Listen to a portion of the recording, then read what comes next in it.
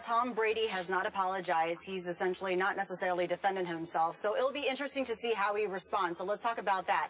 If Brady's 4-game suspension is upheld, ironically, he will return Week 6 against the one team where this all began, the Indianapolis Colts. Now, Brady's agent, Don Yee, says they plan to appeal the suspension. They have until 5 p.m. Eastern on Thursday to appeal. Gentlemen, how do you think Brady will respond off the field, meaning to his punishment? Skip? Stephen A. Smith, once again, I've spoken to 3 people I know who are close to Tom Brady. They are reiterating to me as of yesterday that behind the scenes, he continues to say he is completely innocent as charged and now convicted. That this isn't a case of him behind the scenes saying, and they got me dead to rights, but we're going to try to slip out. No, he's saying, I am innocent, and I'm going to fight this through the appeals process and into court if need be. Now, back to what happened the day after the Wells report broke. You and I went back and forth, and I publicly admitted to you the circumstantial evidence in the Wells report is pretty convincing. And I told you, it pretty much convinced me to the point I thought, okay, 4 games, Tom Brady. But again, Tom Brady is telling his confidants that more probable than not, as a conclusion in the Wells report, is about as weak a guilty conclusion as you could reach. More probable than not, he does not think that will stand up in court.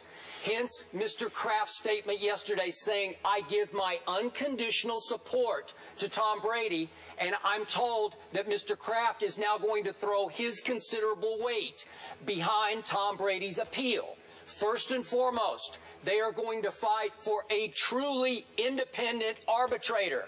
Not, Stephen A., you remember Harold Henderson. We brought him up several times on the show. Former NFL executive, current legal counsel to the NFL.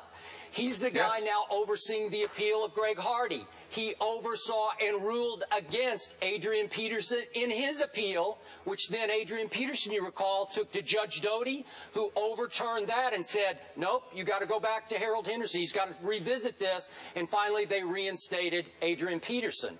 It could come to that. It could come to a Judge Doty. It could come to an injunction in court to stop the initial suspension of the first 4 games of this coming football season. But I'm wondering, would they push for, remember, Paul Tagliabue got to oversee Bountygate appeals. Remember what he did? He overturned every one of Goodell's player suspensions. Remember that? Because we went back and forth about Jonathan Vilma had been suspended for the entire football season.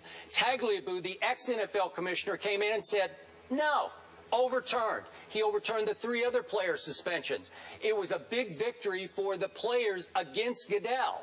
So will they push for a Paul Tagliabue? Ultimately, and unfortunately for Tom Brady, the final decision lies, collective bargaining-wise, in the hands of Roger Goodell. So he gets to pick, ultimately, who that arbitrator is. But if they don't like who he picks, trust me, they are dug in and willing legally to fight this to the death. So that's what's going on here. Well, I hope you make their funeral arrangements. Feel free to do so as quickly as you possibly can, because what you need to take into account, Skip Bayless, is the fact that Roger Goodell is the commissioner, and the powers bestowed upon him were by the very individual, Mr. Robert Kraft, along with his 31 other compatriots that obviously make up the ownership group of the National Football League. Roger Goodell is not exercising powers that he grabbed from the sky. They have empowered him to do this. So when one owner stands up and he has a problem, all of a sudden the other 31 owners are supposed to sit there and capitulate to his wishes and his desires and usurp that of Roger Goodell after they gave him the power. So in other words, I gave you this power to exercise. I've empowered you to do X, Y, and Z, not just against the players, not just against individual team executives, but also us as owners who pay you. Really? You could try all day. The fact of the matter is that you might have a shot at reducing it. If I had to bet Skip Bayless at a reduction, I would say it would happen by 1 game. So instead of being available October 18th in Week 5 against the Indianapolis Colts to avenge him, since they're the ones that turned him in and they get back at them rather, I'd say they take a 1 game off of it and possibly reduce it to 3. So his first game back. Let me finish. So his first game back would be October 11th against the Dallas Cowboys. You understand? I'm just saying that's what I think. Yeah. If a reduction would happen at all, and I'm inclined to believe a reduction is not going to take place, nor am I willing to say they deserve it. Keep in mind, Skip, you brought up the New Orleans Saints. Now, Skip Bayless, I am on the record because originally you were the guy that stood steadfast behind this New Orleans Saints. You said it was excessive. Roger Goodell was wrong, etc. I sided with Roger Goodell. Come to find out, their investigation was a bit shady. I sat up there on national television and apologized to the New Orleans Saints, including Jonathan Vilma to his face, including Drew Brees to his face as well. You did. And I appreciate them accepting my apology. But here's the deal, Skip. What's the difference between them and Brady? From day one, they were vehement. From day one, they were battling. From day one, they defended themselves to the core. They let it be known.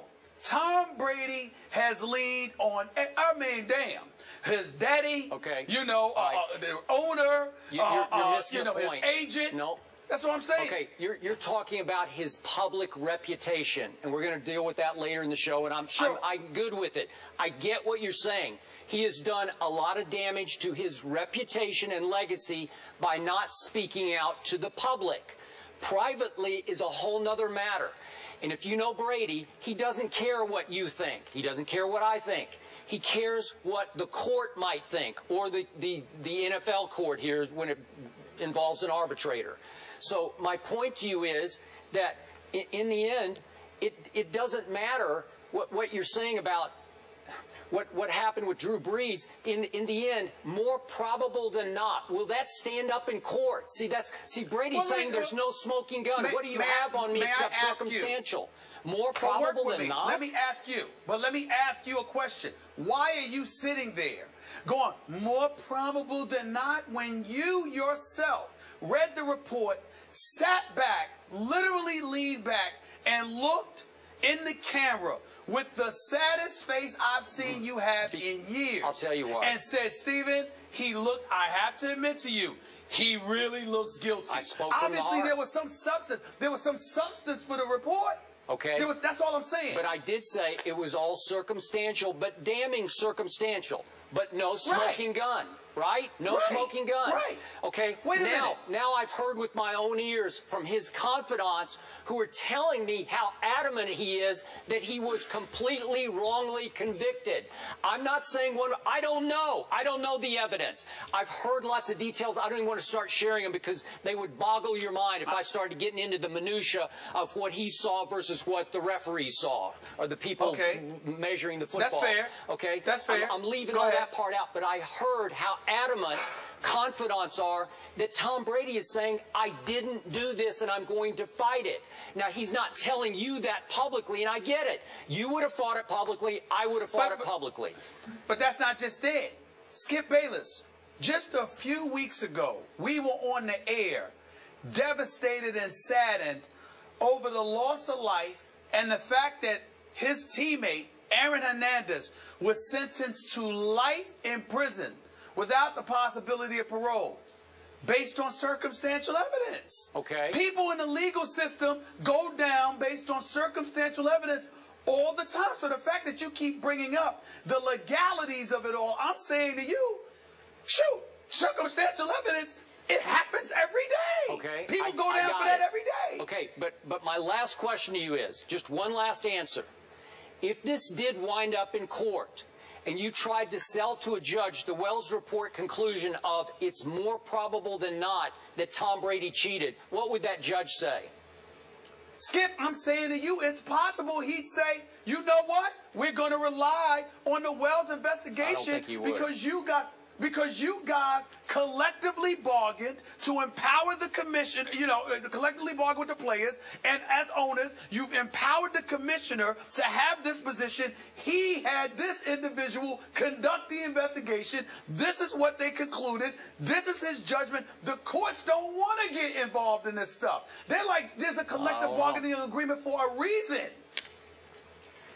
Well, Tom Brady is definitely going to fight, and according to his agent, they will appeal. They have until 5 p.m. on Thursday to apply for the appeal. Now, if his 4-game suspension does hold up, that means he's going to miss their regular season opener against the Steelers, then the Bills game, Jags, the bye week, and then the Cowboys.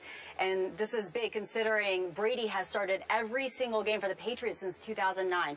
So coming up, our NFL analyst Ryan Clark has said it is no news in NFL circles to hear that the Patriots cheat. So what does he think of the punishment? We're going to get his take. That's next.